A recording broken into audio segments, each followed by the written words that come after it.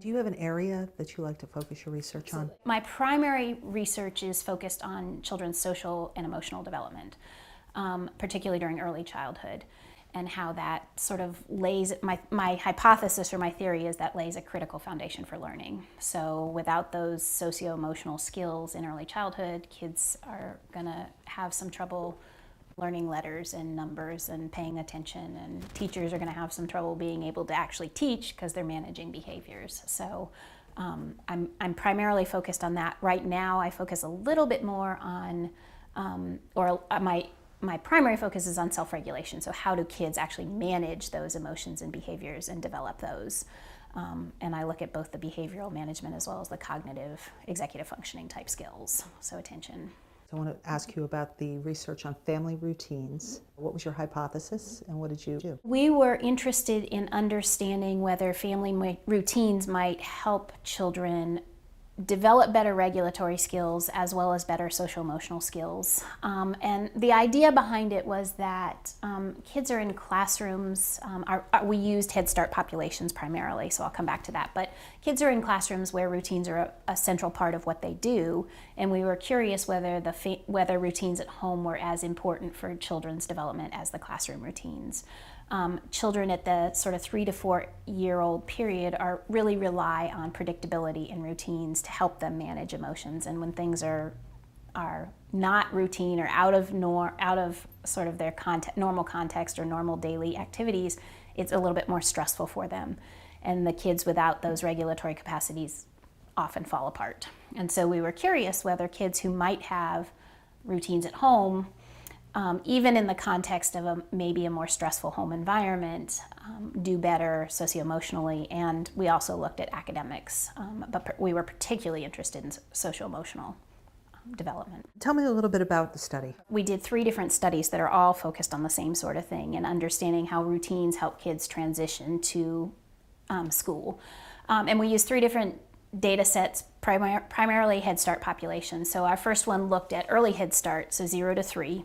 And these were existing data sets. They were collected, the data was collected by the federal government, and then it's made available to the public. And so we used the early Head Start study to look at the first project, which was how early do routines matter, is basically what we were interested in. Do they matter as early as 14 and 24 months for kids' sort of social emotional development and achievement? And then we sort of followed that up with, okay, now that we sort of have a sense of whether or not they matter, we looked at how important are they for their transition to school. And in that we used both the Head Start demonstration project, which was an experimental study looking at the impact of Head Start, and then we also used a national Head Start data set. So these are 3 and 4 year olds now, and looking at their family routines as they transition into kindergarten. About how many kids altogether did you look at? For the younger kids, we looked at about 1,000, a little bit less than 1,000. And for the older kids, the studies varied, but were 600 to 800 kids. Can you tell me a little bit about more about those children? They're lower income children, typically, or children from lower income families is probably a better way to say it.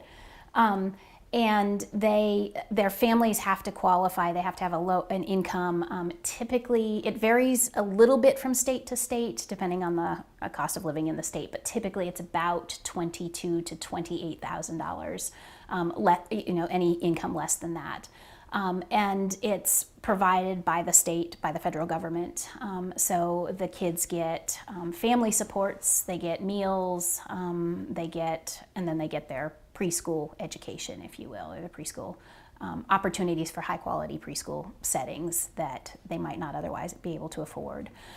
Families vary in terms of their background. So we've got in Head Start populations, you've got single parents, you've got extended families, you've got large families with many, many children in the household. You've got children who have 1 or 2 siblings in the household.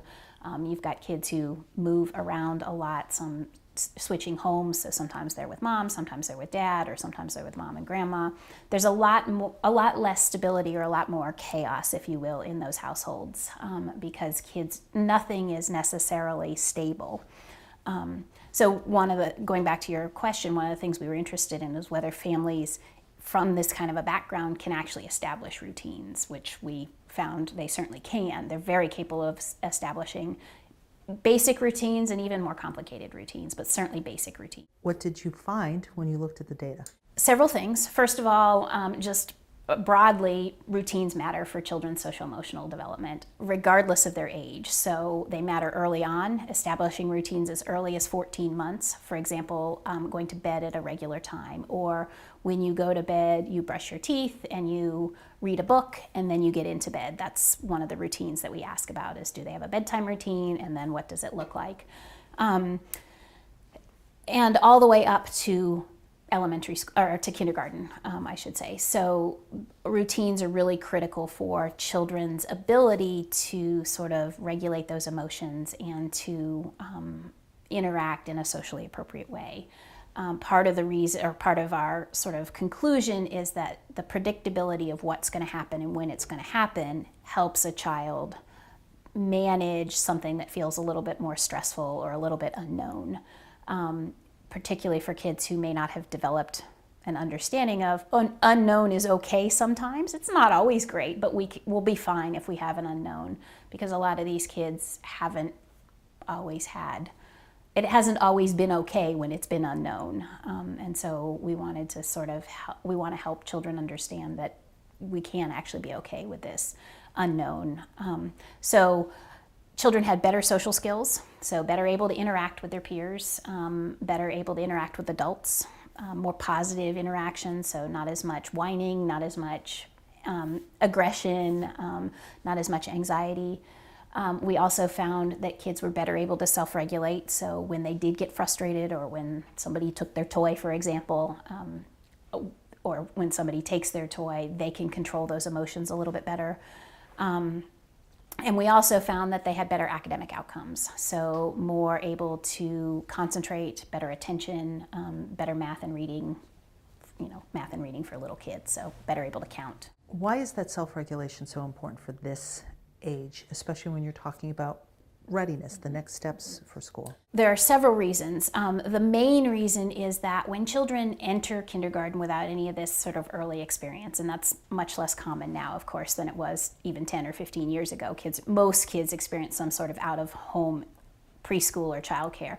But when kids enter kindergarten, there's an expectation of certain behaviors: sitting quietly, listening to the teacher, being able to pay attention to what the teacher's saying, being able to not bother your friends. And for children who have not had any of this experience, they're not able to do that as well, which means that teachers can't teach and their peers can't learn.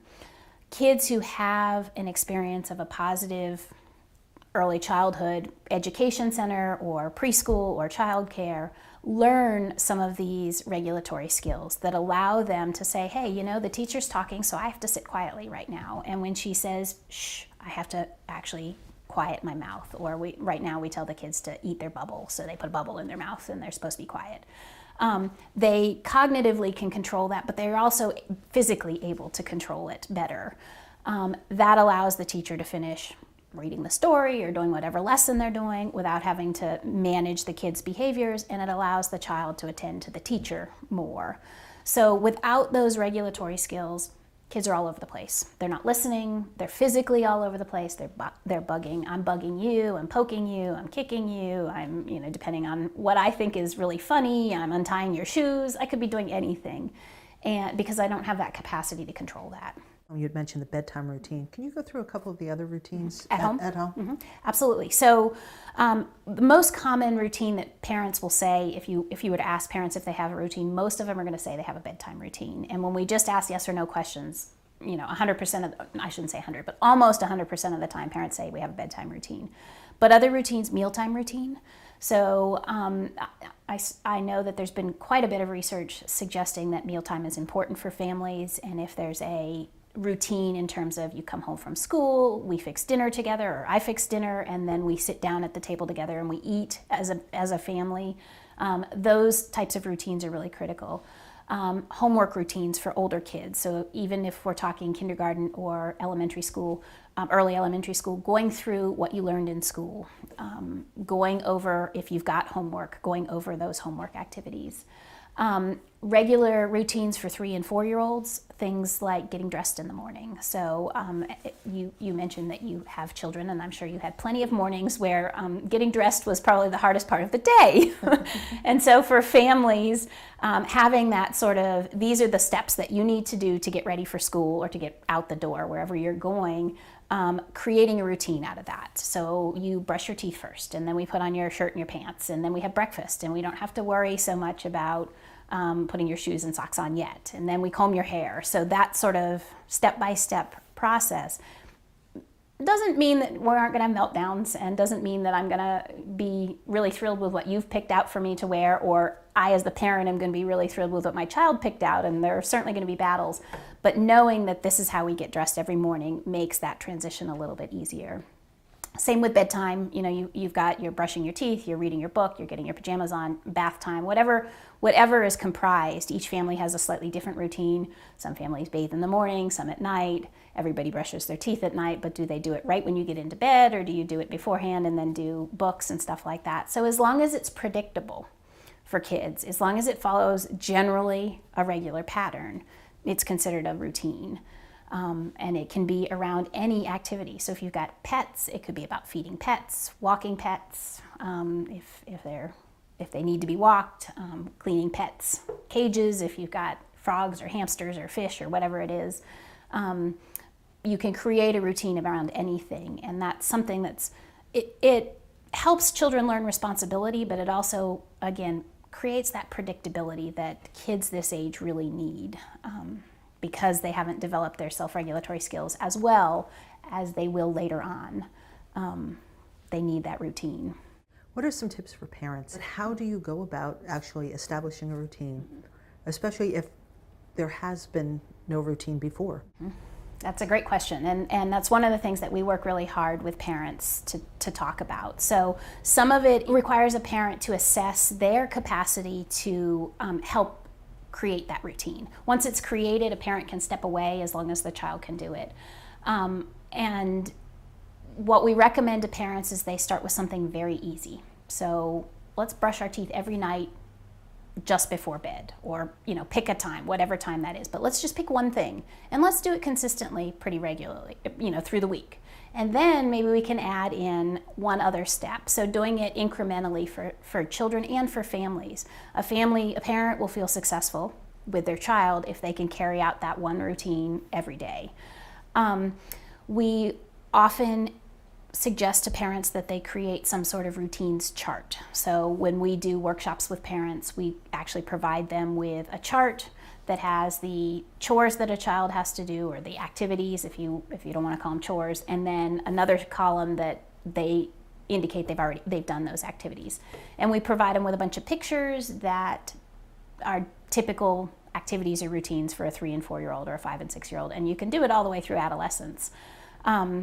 And the child, they pick out what's relevant to them or what they want their child to focus on and put it on the chart of the to-do each day, and the child moves it to the done each day that they do it. So at that point, a parent can step out because the child knows that everything has to move to the other side. And most of them think of it as a game. It's a fun thing to be able to move something. You can create reward systems so that when everything is moved to the right side of the page, you get some sort of reward. Either some parents do food, some parents do extra TV time, whatever, staying up 5 minutes later, whatever it is that's really meaningful to the child. At what age can you start that rewards chart? We recommend the child needs to recognize the pictures, but you can start as early as 2. Most 2-year-olds know what a toothbrush looks like because they're sucking on the toothpaste. They're not really brushing their teeth, but they're sticking the toothbrush in their mouth and sucking on the toothpaste. So they understand the process. Even if they're not doing it well, brushing your teeth is part of your daily routine. So most 2-year-olds recognize those basic pictures. What a parent needs to be really careful about is not making it beyond that child's capacity. So don't pick out something that the child doesn't know. Doing the dishes. A 2-year-old doesn't do dishes. That's, you can't put things on there that a child can't do. They won't feel successful and the routine won't last. But if you pick things out that a child does on a regular basis, even as simple as picking out a book. So a 2-year-old, lots of 2-year-olds will pick out the book that they want you to read to them at night. That can be part of your routine, and you're very early on establishing this regular habit. And then you move later on into some other reading related activity that's more complicated as the child gets older. And like I said, you can do this all the way through adolescence. Obviously, you're not going to do toothbrushing, but you can do chores and activities. It doesn't have to be these little paper and pencil things. You can do whiteboards, anything that's more adolescent appropriate, but still creating that regular family routine. What do your findings suggest? I think probably the biggest take home that we've tried to convey is that, particularly for young children, routines are really important for early development, and that any kind of routine, as simple as a regular bedtime, helps children learn how to manage what sometimes to them feels like a chaotic world. And that's true regardless of income level. Any child sometime at this age perceives all kinds of activities as being chaotic. It's especially important for children who come from a more busy home environment, whether it's movement in and out of households or whatever.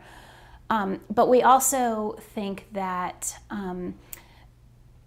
we don't have a really good understanding of exactly what pieces of a routine are really important. So much of the research that we've done relies on, yes, we have a bedtime routine, yes, we have a reading routine, yes and no type of questions, or maybe what is it exactly that you do, but we don't know anything about, is it just enough to sit down and read a book, even if I'm the parent who's looking at my phone the whole time going, okay, yep, great, I'm reading a word. And there's no quality engagement there. We don't have that information.